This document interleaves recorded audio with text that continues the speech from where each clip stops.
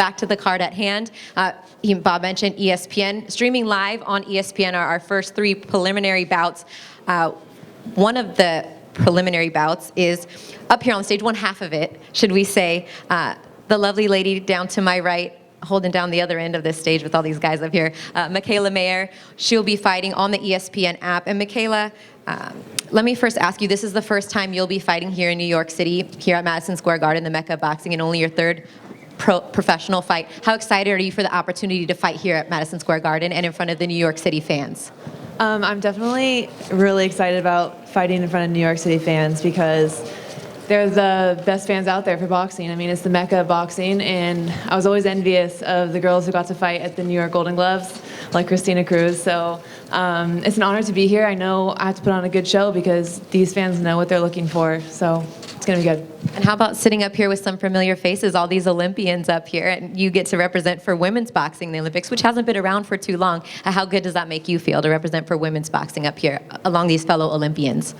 Yeah, that's exactly what I'm doing. There's great Olympians on this card, but I mean, it's the first time in history that a woman can sit alongside these other Olympians as well and perform on such a huge card. So I'm really grateful for Top Rank for, you know, giving me the respect and the honor of being on such a card, and it just shows how much they support women's boxing. All right, thank you, Mikaela. Doors open at 7:30, so make sure you get there early if you do have tickets to check out Mikaela. If not, again, you can watch her fight right before we head on to the TV broadcast on ESPN3 and live on the ESPN app.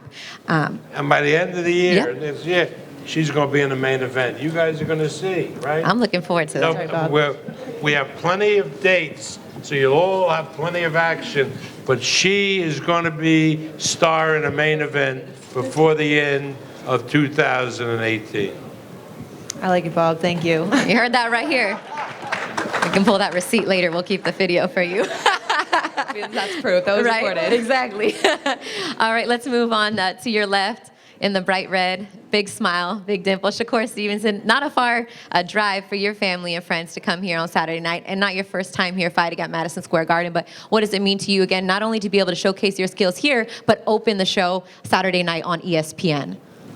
I look at Madison Square Garden as my second home, so I'm back at my second home, and I'm ready to put on a show.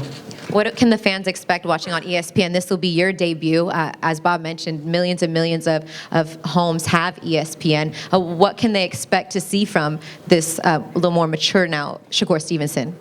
I'm going to put on the show. I'm going to box hard, box, have fun, and if the knockout come, it come.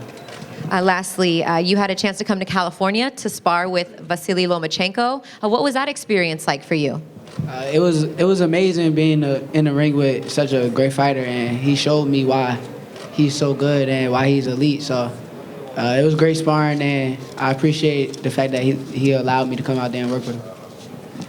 He did all right, Vasily? Shakur did pretty good?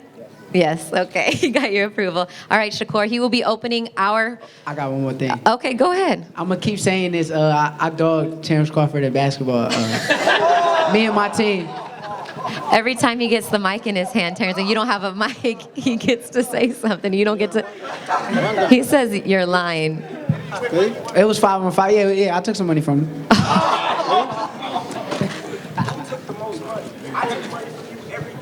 No, you took money first camp, and I came back. No, I came back and took it back. All right, we'll keep it moving. All right.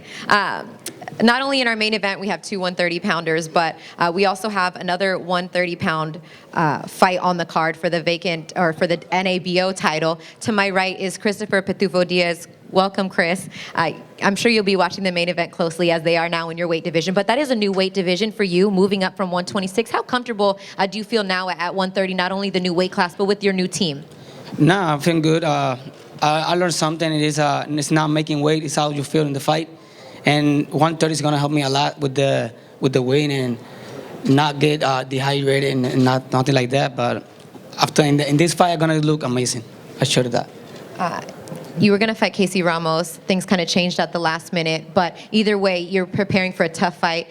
You've been kind of saying all along, you think the way that you fight, if you've never seen him fight, he's an all-action, come-forward, knockout-type fighter. So I know that you want to kind of put on a really good show for these fans. And you've got some great sparring with Chino and your new team to kind of help you prepare for your fight. Yeah, I was sparring with Sosa. I was sparring with Tevin Farmer.